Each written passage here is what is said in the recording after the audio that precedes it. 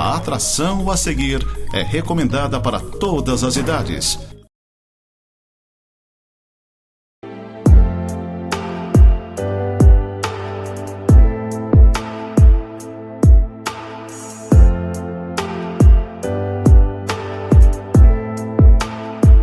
Oi, gente querida, tudo bem? Obrigado pela audiência. Estamos aqui mais uma vez para compartilhar este programa Momento de Santidade.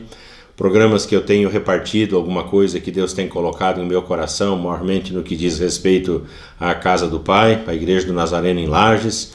Mesmo sendo algo muito pessoal e algo muito direcionado à igreja, sempre tem alguma coisa que você pode aproveitar, que você pode receber e que você pode estar aplicando na igreja onde você congrega, na igreja onde você faz parte, mesmo porque todos esses valores e princípios que temos repartido aqui, eles são adaptáveis e são possíveis de serem concretizados em qualquer igreja que seja uma igreja verdadeiramente cristã. O sétimo ponto, o sétimo aspecto da Casa do Pai é um lugar onde as pessoas são desafiadas a viver em comunhão e desenvolver relacionamentos saudáveis. Quero repetir, a Casa do Pai é um lugar onde as pessoas são desafiadas a viver em comunhão e desenvolver relacionamentos saudáveis. Eu creio que seja esse o grande desafio nessa época em que nós estamos vivendo, uma época de guerras, uma época de rumores de guerras, uma época de falta de paz, de falta de entendimento, de falta de tolerância, de falta de amor. Todas essas coisas que nós temos ouvido, vivido, experimentado nessa época é um desafio, um verdadeiro desafio, né? Viver em comunhão e desenvolver relacionamentos saudáveis. A nossa comunhão, ela é uma comunhão bidirecional, ou seja, ela é direcionada para cima ou de cima para baixo, né? Porque eu entendo que é Deus que nos encontra, que é Deus que vem ter comunhão conosco. É bidirecional, né? Uma comunhão vertical, né? O apóstolo João, na primeira carta, no verso de número 3, ele diz: ora, a nossa comunhão é com o Pai, com o Filho e com o Espírito Santo. Então a nossa comunhão, ela é com a Trindade, em primeiro lugar. Em segundo lugar, a nossa comunhão, ela é horizontal, então bidirecional, para Deus e com os nossos semelhantes, com os nossos irmãos, com as pessoas com quem ou com as quais nós convivemos. A qualidade da nossa comunhão com os irmãos vai depender da profundidade da nossa comunhão com Deus, da nossa comunhão com o Pai. Quanto mais íntima e profunda for a nossa relação com o Senhor, tanto maior será a qualidade do nosso relacionamento com as pessoas. Isso vale para dentro de casa, né, na nossa família. Quanto mais comunhão com Deus nós temos, melhor nós vamos nos entender com as pessoas dentro da nossa casa. Isso vale para uma relação trabalhista, isso vale para uma relação eclesiástica, enfim, para todos os nossos relacionamentos. Quanto maior for a nossa comunhão com Deus ou a qualidade da nossa comunhão com Deus, tanto maior e tanto melhor será a qualidade dos nossos relacionamentos interpessoais. Por que viver em comunhão é tão importante? Primeiro motivo, porque a Trindade vive em perfeita comunhão. É diferente de tolerância, é diferente de ajustes. A Trindade, ela vive em perfeita unidade. Deus Pai, Deus Filho, Deus Espírito Santo são um. E esse é o modelo celestial que nós podemos e devemos imitar nos nossos relacionamentos aqui. Então, por que a comunhão é importante? Porque Deus Pai, Deus Filho e Deus Espírito Santo vivem dessa maneira na eternidade. Segundo motivo, porque nós temos um mandamento explícito para vivermos em comunhão. No livro de Hebreus, capítulo 10, no verso 25, está escrito: não deixemos de congregar-nos como é costume de alguns. Antes façamos admoestações e tanto mais quanto vedes que o dia se aproxima. Que dia é esse? O dia da volta gloriosa de Jesus. Os rumores de guerras estão aí, um dos sinais da volta do Senhor Jesus. E a Bíblia diz que nós não devemos deixar de nos congregar, ou seja, não devemos deixar de formar ou de fazer comunhão com os nossos irmãos. Então nós temos o modelo da Trindade, nós temos uma ordem explícita dizendo que não devemos ter este costume, mas devemos nos reunir. E o terceiro motivo é que o Senhor Jesus, ele viveu esse modelo de comunhão enquanto ele esteve aqui na terra. Presta atenção nesse detalhe, que isso é muito importante. Enquanto Cristo viveu na terra, ele viveu em comunhão. E ele desenvolveu 4 tipos, ou 4 níveis, vamos dizer assim, de comunhão. Primeiro nível é o nível de agrupamento, que era aquela comunhão que Jesus tinha com a multidão, que Jesus tinha com muitas pessoas e até com vários discípulos, eu diria, porque Jesus tinha 70, outros 70. Então, até com esses, vamos dizer assim, com um número maior, seria o nível de agrupamento. O segundo nível seria o nível de discipulado, que Jesus desenvolveu com 12, entre os quais, o Evangelho de Marcos, capítulo 3, fala sobre isso, que ele escolheu dentre os seus discípulos 12 para estarem com ele. Então era o nível de comunhão discipulado. O terceiro nível é o nível de intimidade que Jesus exerceu com 3 pessoas, Pedro, Tiago e João. As maiores lutas, as maiores batalhas, Jesus levou consigo Pedro, Tiago e João. Algumas experiências de cura, de libertação, de ressuscitar pessoas, Jesus teve com Pedro, Tiago e João. Então é o nível, vamos dizer assim, da intimidade. E o último estágio, o último nível que Jesus desenvolveu é o nível de afinidade. Presta atenção, agrupamento, discipulado, intimidade e afinidade. Afinidade Jesus teve com apenas uma pessoa, e essa pessoa chamava-se João. A afinidade era tanta que João foi o único discípulo que tinha a liberdade de reclinar-se ao peito de Jesus enquanto eles celebravam a ceia. Foi o único discípulo preservado de morte violenta. João escreveu o Evangelho de João, 1ª, 2ª e 3ª carta de João e o livro de Apocalipse. As maiores e mais profundas revelações acerca do tempo do fim, encerradas no livro de Apocalipse, foram reservadas a João, o apóstolo, o discípulo que tinha afinidade como o Senhor Jesus. Então, por que a comunhão é tão importante? Porque a Trindade vive em perfeita comunhão. Porque há um mandamento explícito na palavra acerca disso. Porque Jesus, ele viveu intimamente essa questão da comunhão enquanto viveu aqui na terra.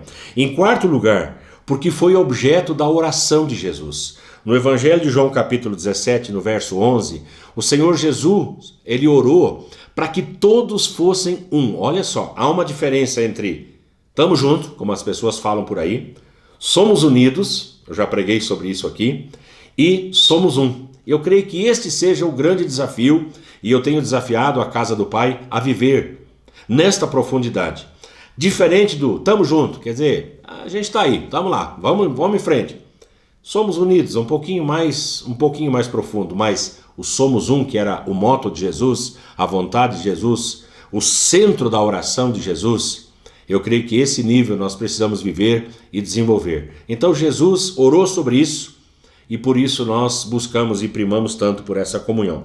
Em quinto lugar, por que a comunhão ela é tão importante? Porque a comunhão ela é natural, ela é consequência natural da redenção. Se você estudar o capítulo 2 da carta de Paulo aos Efésios, você vai ver que ele nos deu vida, estando nós mortos em nossos delitos e pecados, ele nos arrancou deste mundo perverso, nos transplantou para o reino do Filho do seu amor, derrubou toda a parede de inimizade, de separação, ele aniquilou com o pecado na nossa vida e ele nos tornou da família de Deus, ou seja, nós passamos a fazer parte da família do Senhor. Efésios capítulo 2, o verso 19, deixa isso muito claramente. Nós somos parte da família, nós vivemos como família, a igreja é família, vivemos em comunhão. Então é um processo natural da redenção. Fomos redimidos, resgatados e agora fazemos parte da família do Senhor. O sexto motivo, porque foi a experiência da igreja primitiva.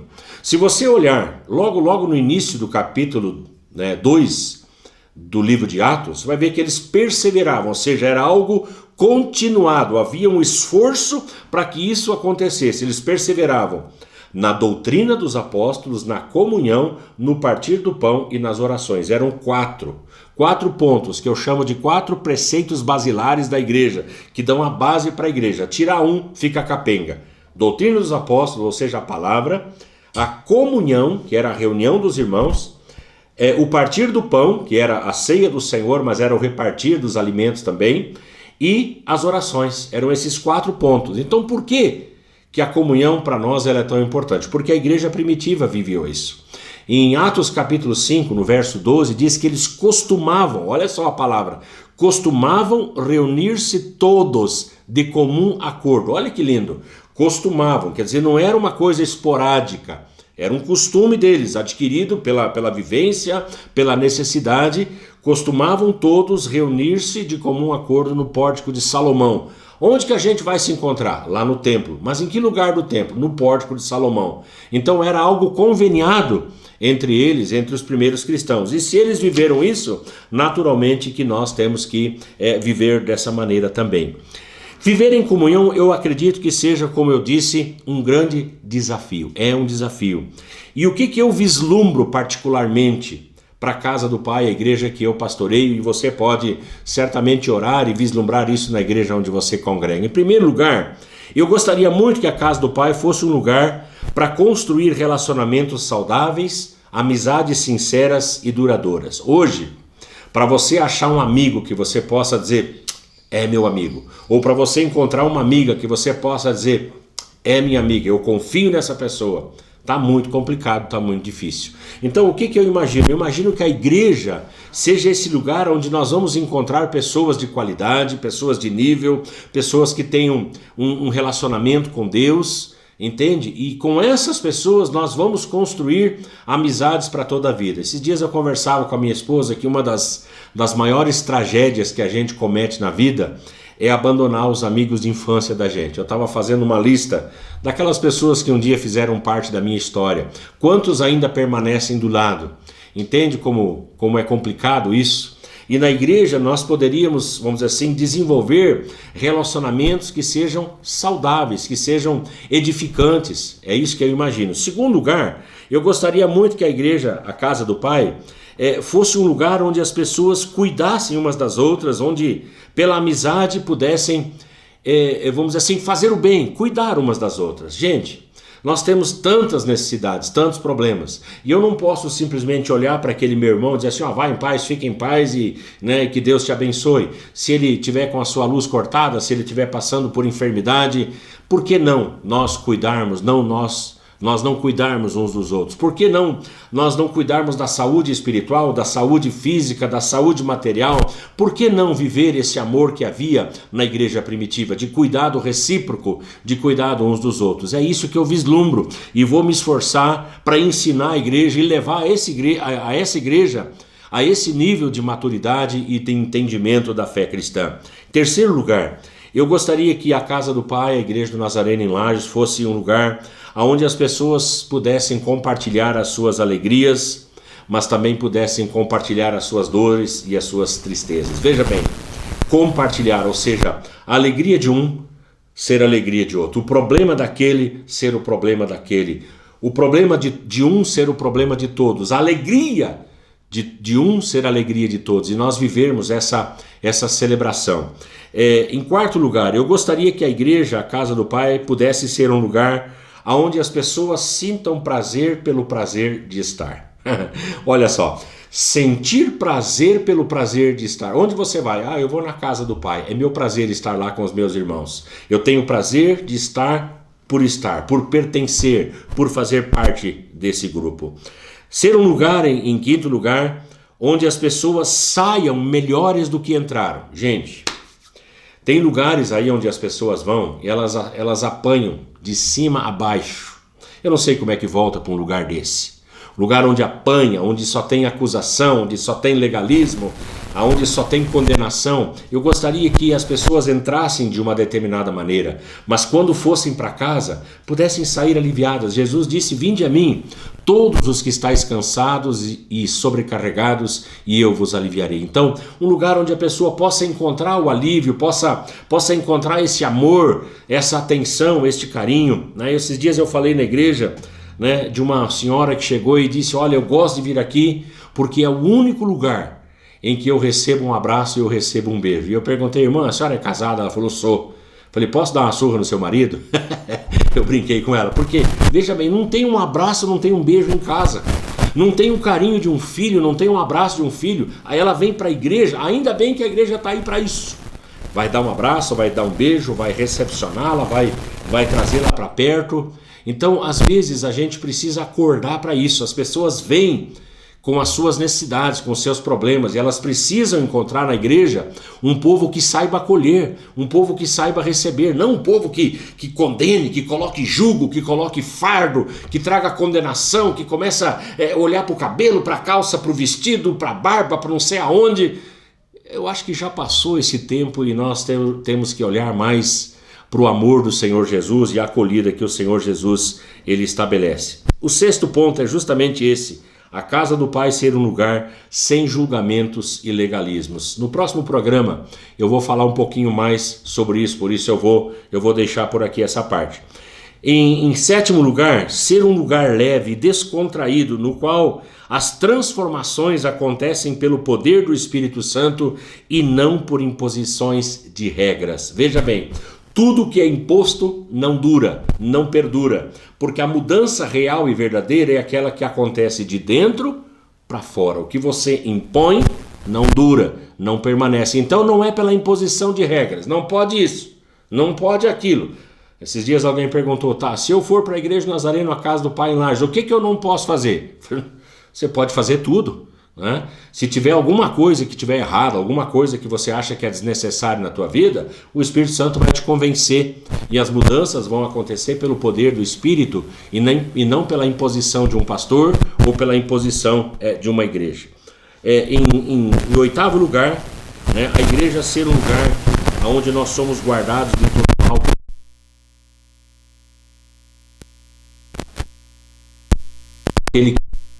Aquele que ergue as mãos, como aquele que abençoa as famílias, a vida dos jovens, a vida das crianças, ser um lugar onde as pessoas possam vir e serem guardadas de todo mal com cobertura espiritual.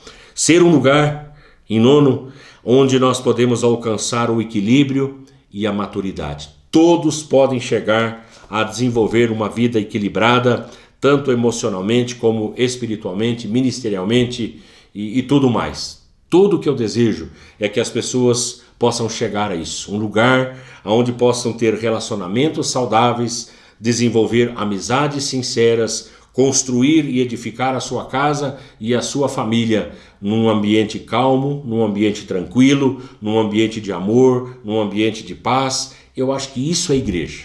A igreja, ela precisa ter isso em mente e como propósito de existência.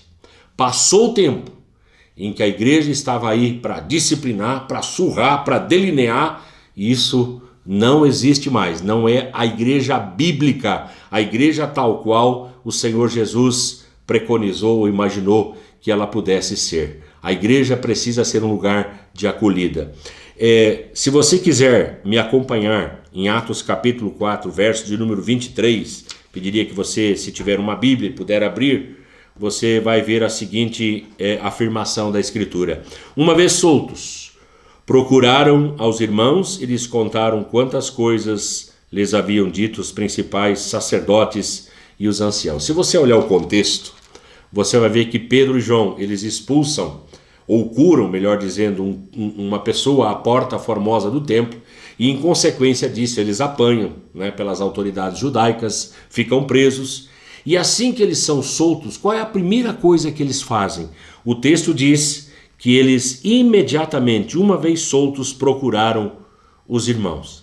Procuraram os irmãos. Eu queria que você guardasse essa frase. Procuraram os irmãos. Quando as coisas apertarem, quando as coisas ficarem difíceis, quando as coisas ficarem complicadas na sua vida ou ao seu redor, não hesite.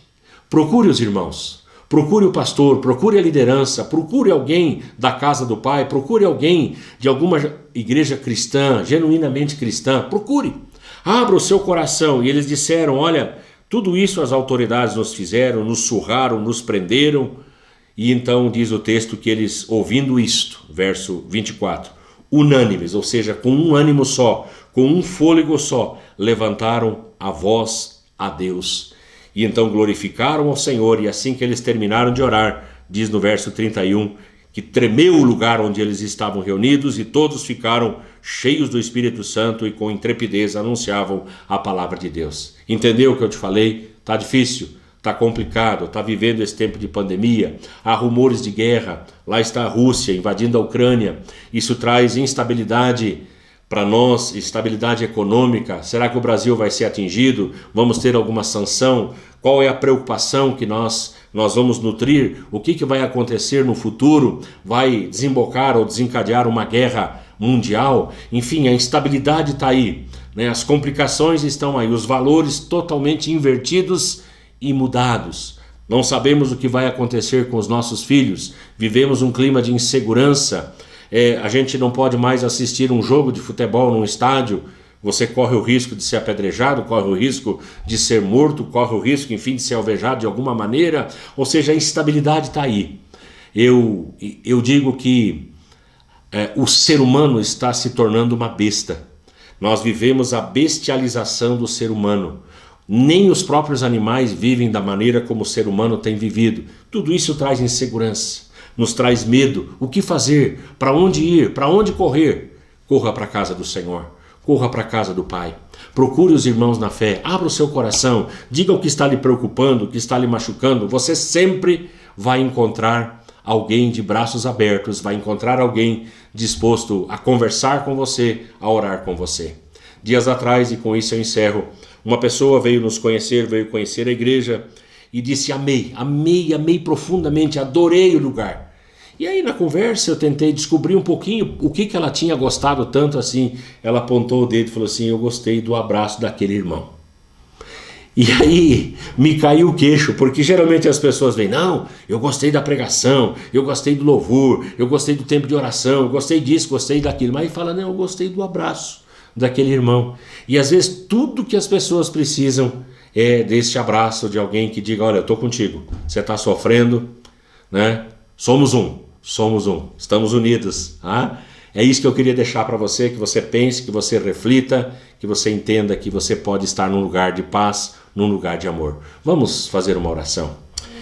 Meu Pai querido, quero te agradecer por essa emissora, te agradecer por poder veicular mais um programa Momento de Santidade. Agradecer, Deus, porque todas as vezes temos a liberdade de levar uma palavra de reflexão, de fazer as pessoas pensarem, refletirem sobre assuntos importantes do nosso dia a dia. Nós oramos, Deus, para que as pessoas encontrem uma casa do Pai, para que elas encontrem não um Deus de condenação, não um Deus legalista, não um Deus de cobrança, um Deus de condenação, mas elas encontrem um Pai de amor, um Deus de misericórdia, um Deus de graça, que perdoa os pecados, que incentiva a caminhada. Eu oro, Deus, para que todos possam fazer parte de uma igreja que tenha essa visão e que se porte dessa maneira numa sociedade secularizada, bestializada muitas vezes. Nós queremos sempre ter uma palavra de amor, uma palavra de esperança e um tempo de cuidado sobre todos aqueles que estão sofrendo alguma luta ou passando por algum problema na sua vida familiar, na sua vida espiritual, enfim, de qualquer ordem ou natureza, Senhor. Eu oro sempre pedindo a Tua bênção sobre aqueles que recebem esta programação. Entra nessa casa e permaneça nessa casa para a glória do Teu nome. Oramos e agradecemos. Amém e amém, Jesus. Gente boa, muito obrigado. Que Deus abençoe. Um ótimo tempo a todos.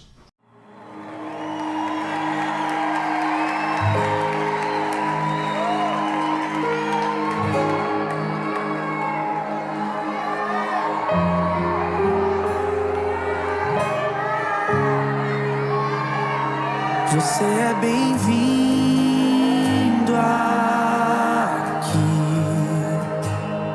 A casa é sua, pode entrar. Me esvazio de mim, me esvazio de mim.